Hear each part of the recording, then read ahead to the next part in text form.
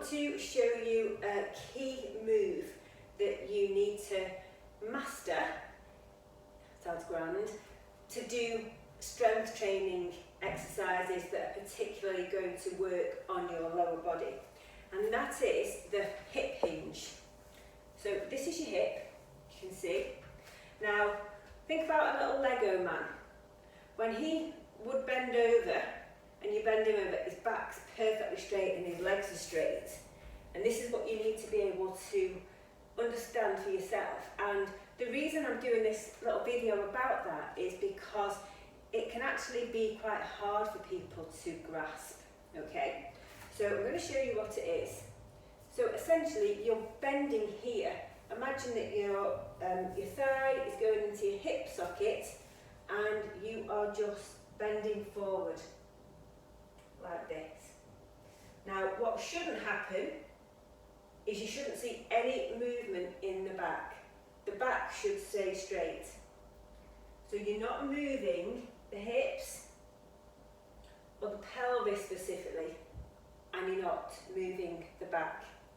So when you're doing, when you understand what this movement is and you're able to keep your back nice and flat here, you're able to do exercises like deadlifts where you're picking up a weight, and what's actually happening is you're stretching the glute muscles and the hamstrings, and you are, as you stand up with the weight or even without the weight, the only muscle that's doing the work for you is your hamstrings and your bottom.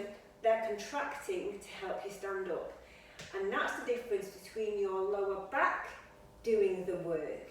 And this is also a very common problem. It's also a very common problem, and one of the reasons why we often suffer from lower backs, because what we're doing instead, from bad lower backs, what we're doing instead is we're bending over with our hips, but watch this difference here, and then we have we tilt our pelvis up so that we start to round our backs to pick things up. And the problem with that is to actually get up from this position, you have to activate your lower back here to straighten up, and then you stand up and your lower back is doing the work that your bottom and the backs of your legs should be doing instead. So that's a very key thing to be aware of.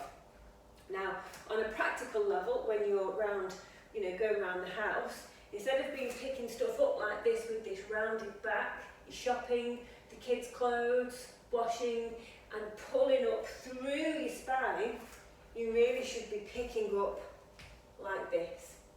So your back is staying perfectly straight and you're hinging through your hips, your knees are bending, you can pick up from there, but your back's still staying very straight, and you're bringing stuff in close to you and standing up. That is how you protect your lower back.